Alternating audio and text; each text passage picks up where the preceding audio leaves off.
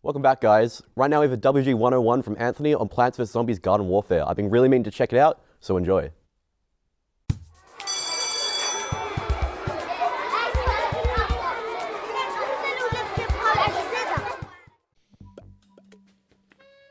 Plants vs. Zombies Garden Warfare is a third-person shooter that can easily be compared to games like Gears of War and Dead Space, with a more friendly overtone in terms of graphics. The game's general demographic is kids aged between 12 and 15. However, the game is still quite enjoyable for anyone of any age. Garden Warfare was based on the game Plants vs. Zombies, created by PopCap Games back in 2009 for the PC. It was closely followed by an iOS version due to its great success. This game is far more advanced than its predecessors and has many familiar characters from some of the older games like Pea Shooter and Sunflower.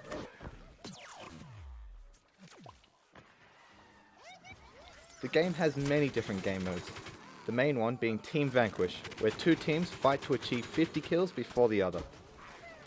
The teams being Plants and Zombies have four very different characters, which can technically be called classes, and can often be seen as quite unbalanced. But like any shooter, it's all about skill. The team you're on doesn't necessarily matter, because each of the characters is powerful in their own unique way. With equal amount of offensive and defensive abilities, it can really make for an exciting game.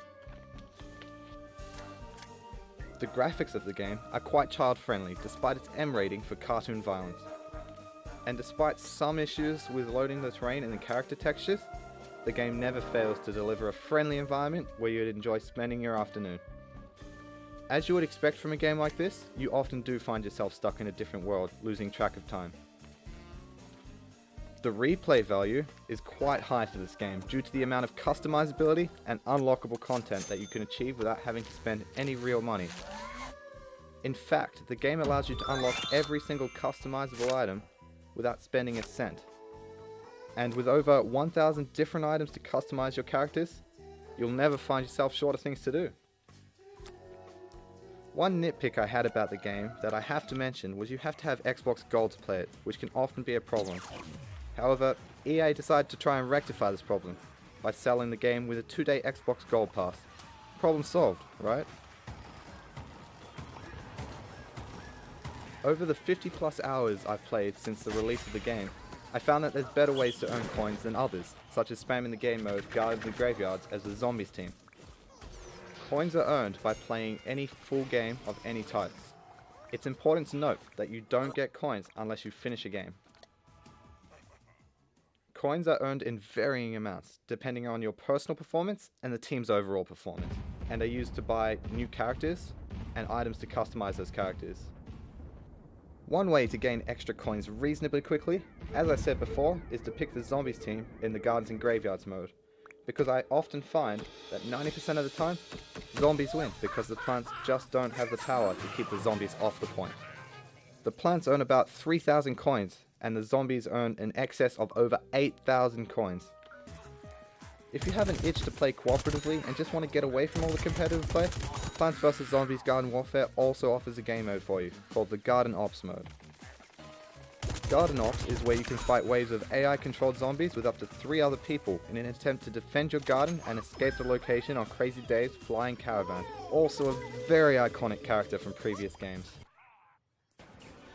I feel that the co-op mode disadvantages players who haven't unlocked new characters, as sometimes the waves can get pretty difficult and an ice pea shooter would really advantage the team.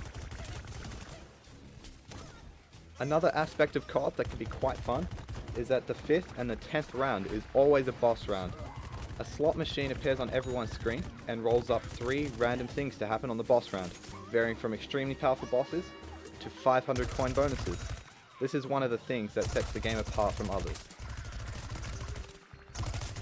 The Garden Ops mode is a mode that feels the most like the original Plants vs. Zombies games, as there's a garden you need to defend against waves of zombies, and you can use consumable seeds to place plants to assist you in defending the garden, which I personally think is a good move, because it reminds the audience that yes, this is a shooter game, but it's also a Plants vs. Zombies game, and EA wanted to keep that style. All up, the game is friendly, good looking, has a moderate difficulty, and amazing replay value. It's definitely a great game to add to anyone's collection, and I highly recommend it for the casual gamer. So there it is. I'm actually a giant fan of the tower defense version. I've never actually gotten around to Garden Warfare, unfortunately, though. I never understood how it got so popular, just out of the ashes of something. Plants vs. Zombies, popularity. All right, cool, whatever. All I know is my sister is crazy addicted to it. Yeah. All right, that's the end of the show. We'll see you again next week. Next week on Worldwide Gaming.